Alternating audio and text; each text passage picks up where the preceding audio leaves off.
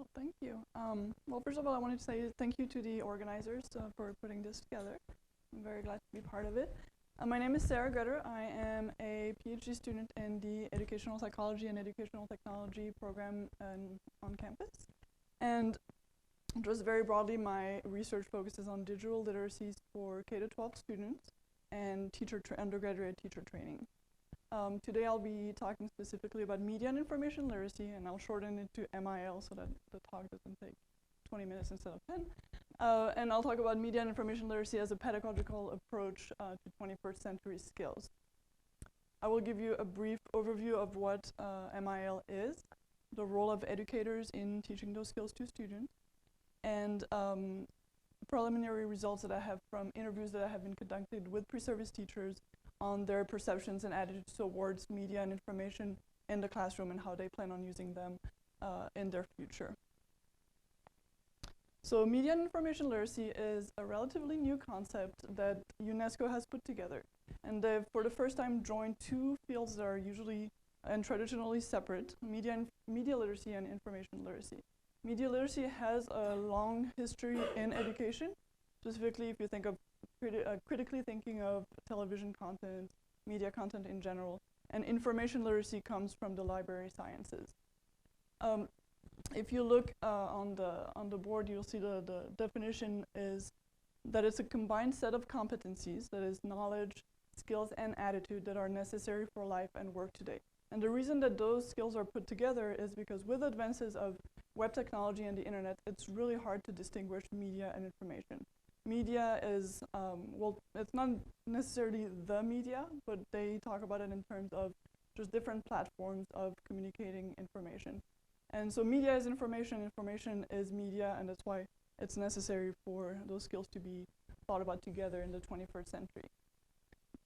Being media and information literate then means understanding the functions of media and other information providers, critically evaluating content, and making informed decisions as users and producers of information and media content. And that I'll have a lot of links that go back to Georgina's presentation as well. Like I said, it considers all forms of media and other information providers. So why should we care about media and information literacy as a pedagogy in the 21st century? First of all, well, as you can see, 92% of teenagers go online on a daily basis. That means that most of our students use the internet for information and media as their main resources for any information they're seeking. We live in a culture that Jenkins had called participatory. That means that we can participate instead of being passive consumers of information. So we have the ability to give back to the community and to our culture. That means that we are also producers of this information, and we use media to communicate with those, with the culture. And then a lot of educational standards are adapting to those needs in the 21st century and have included media and information literacy as part of their standard. For instance, the Next Generation Science Standards state that students should be able to evaluate scientific claims in the popular press online and to be able to find information that backs up those claims and figure out if they're actually true or not. The Common Core standards also include media and information literacy as part of the regular practices of any curriculum in the 21st century. And as you can tell by the title of this slide, it's usually addressing those questions of, oh, it's on the internet, so it must be true. No, there are skills that go behind the scene that are needed in this culture of information and media.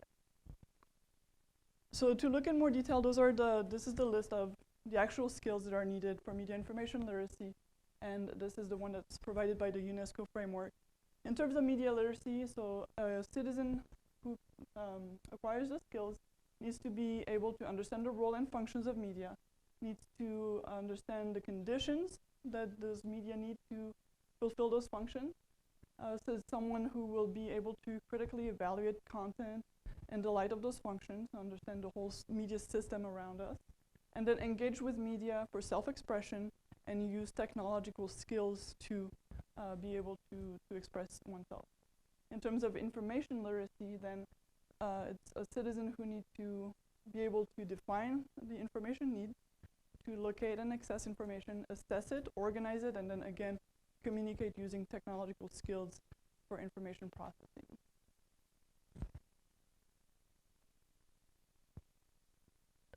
Based off those skills, then there's a process, a progress of competencies as stated by the UNESCO.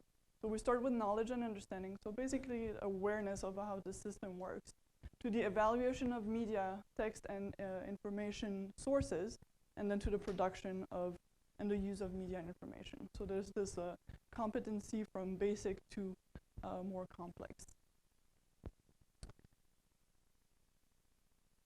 The big question is, who is in charge of teaching those skills? And I'll give you a hint, but I'm sure you already know.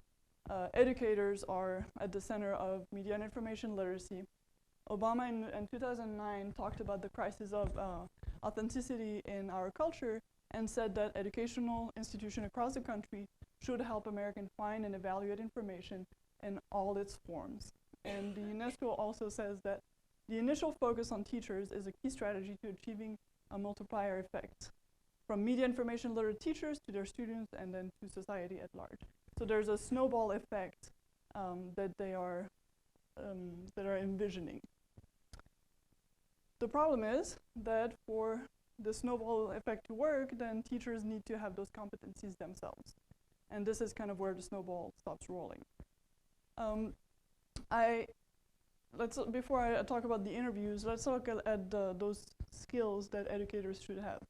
They should be able to understand how those skills are part of 21st century life and how they contribute to the development of the student within education. They should be able to use skills with available technologies, and that doesn't have to be new media, it can be traditional print media as well. They need to be able to have those pedagogical skills needed to teach media information literacy to students, and they need to be able to use various media forms, information resources to help students acquire those critical thinking and problem-solving skills and extend them, so from them to the students and then again to society at large. So I conducted interviews with pre-service teachers to have an idea of what their perspectives and attitudes were towards using media information literacy in their classroom and teaching those skills to future students. They're recognizing that there was a strong need for media and information.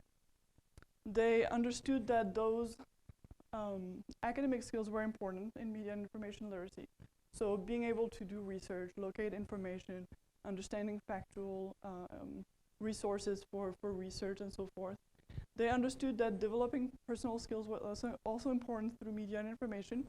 So what came up the most was being able to debate online, being able to recognize fact from fiction online, and being able to understand that opinions are not facts. Those were the main aspects that I recognized that was needed for their students to have in the future. But most of them recognized that they were lacking the pedagogical skills to teach those to students. So going back to the previous slide, we're stuck in between those skills. So they understood how media information literacy contributes to life in the 21st century, but they're lacking the skills to teach that to their future students. The main reason was that from their opinion, was that they are growing up in that generation that uses technology. But there's a big difference between using it and teaching about it. And I'd like to conclude with some of their quotes because they really reflect those skills. I'll start from the one on top. Students should realize that because one thing is online doesn't mean that it's true. They need to research what they're saying. Even if you have a doubt about something, just don't take it for face value. Another one said that everybody can have their own opinion. Everybody can have something to say. There has to be some kind of truth, though. You need to be able to base it on facts. And a third participant said that I think that they, being students, need to understand that most things online have a hidden message. They're one-sided, specifically the media. They need to hear both sides before making a sound opinion. So those are the skills that they recognize students need and they need to have as well. And the fourth quote reflects the need for training for those teachers. This is a hard discussion because I've never thought about approaching media in the classroom. I would say it's beneficial, but I would say that I'm not learning how to use it or how to approach it.